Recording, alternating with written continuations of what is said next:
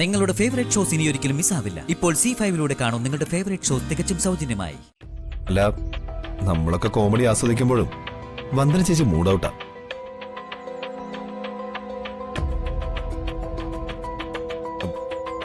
പാവം വന്ദന ചേച്ചി. Hello uncle, good morning. Very good morning.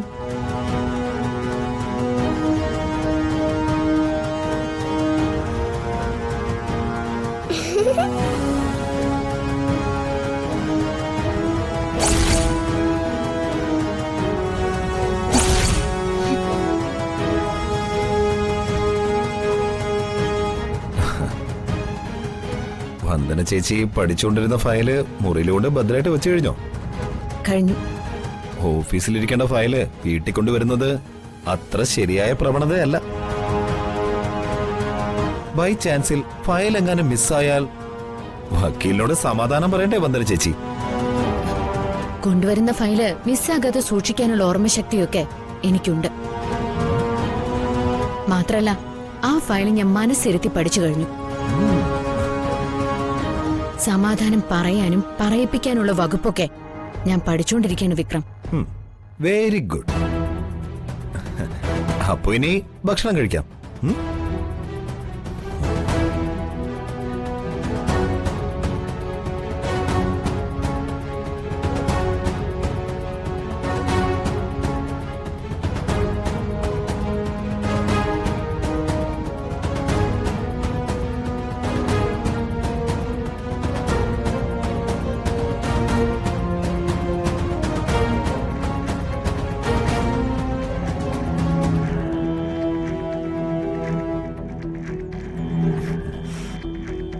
കറികളൊക്കെ നന്നായോ മോനെ?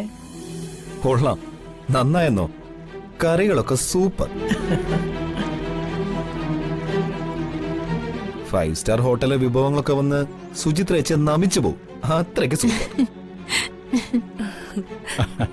അങ്ങനെ ക്രെഡിറ്റ് എല്ലാം സുചിത്രയ്ക്ക് കൊടുക്കാൻ വരട്ടെ.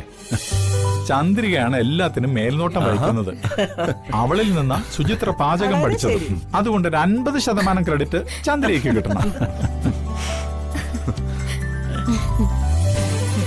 ഭാര്യയ്ക്ക് വേണ്ടി ഭർത്താവിന്റെ റെക്കമെൻഡേഷൻ അല്ലേ മോനെ? സർട്ടിഫിക്കറ്റിന്റെ പകുതി കീറി ചന്ദ്രികയ്ക്ക് അങ്ങ് കൊടുത്തേക്ക്.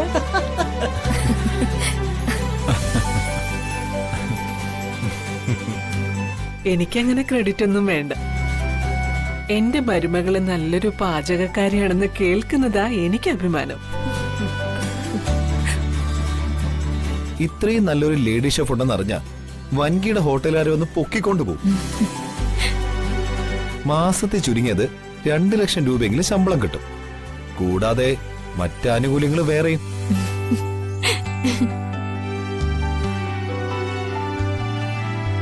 അത്രയ്ക്കങ്ങ് തള്ളി മറിക്കല്ലേ വിക്രം. ഏട്ടത് മിക്കാറും ടെറസിൽ പോയി ഇടിച്ചു നിൽക്കും. പിന്നെ എല്ലാരും കൂടെ ആശുപത്രി കൊണ്ടുപോകേണ്ടി വരും. പോടാ അസൂയക്കാര.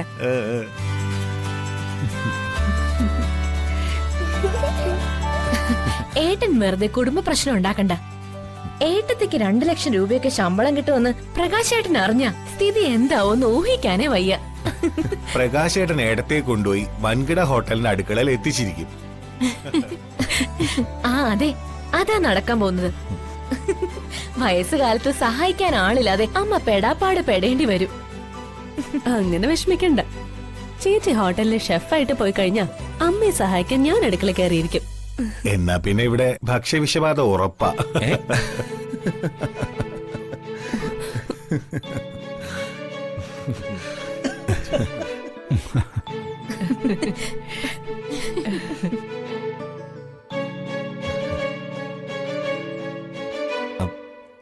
അല്ല, നമ്മളൊക്കെ കോമഡി ആസ്വദിക്കുമ്പോഴും വന്ദന ചേച്ചി മൂഡ് ഔട്ടാ.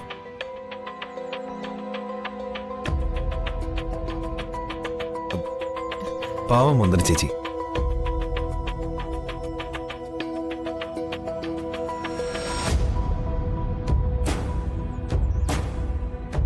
എല്ലാവരും ചേർന്ന് വന്ദന ചേച്ചിയെ ജാതകദോഷത്തിന് ബലിയാടാക്കിയല്ലോ.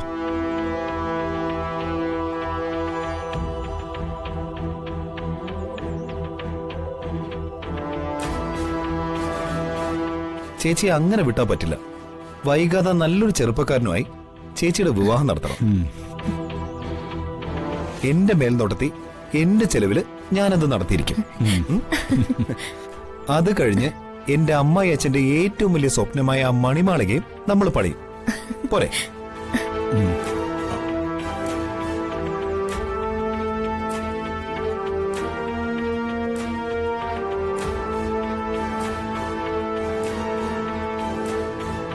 വന്ദനമ്മേനെ കല്യാണം ദിയമോൾക്കും കാണണം അങ്കിളെ. മതി, നിർത്ത്. സന്മനസ്സിന് നന്ദിയുണ്ട്. എന്റെ വിവാഹം നടത്താൻ അച്ഛനും അമ്മയും ഉണ്ട്. അഥവാ എന്റെ വിവാഹം നടക്കുന്നെങ്കിൽ അവരുടെ മേൽനോട്ടത്തിൽ അവരുടെ ചെലവിൽ നടക്കുന്ന വിവാഹം മതി എനിക്ക്. ഒരപേക്ഷയുണ്ട്. എന്റെ അനുജത്തി വർഷയുടെ ജീവിതം അത്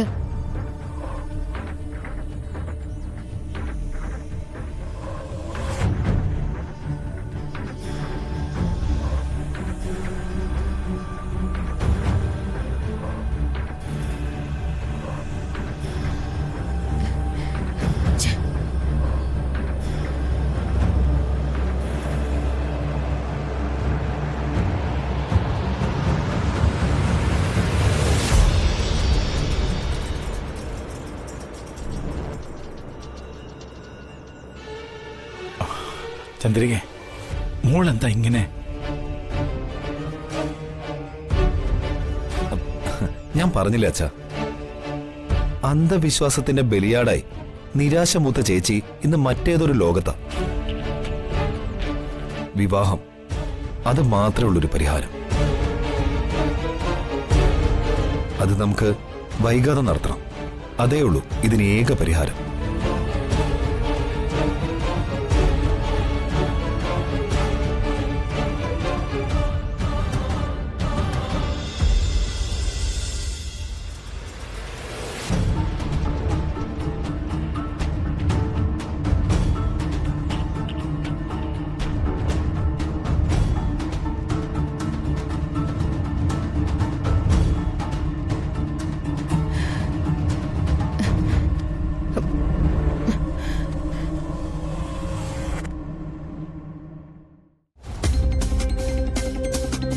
ഞാൻ പരിശോധിക്കുന്ന ഫയല് വി ഫാർമയുടേതാണെന്ന് വിക്രം മനസ്സിലാക്കിയിട്ടുണ്ട്.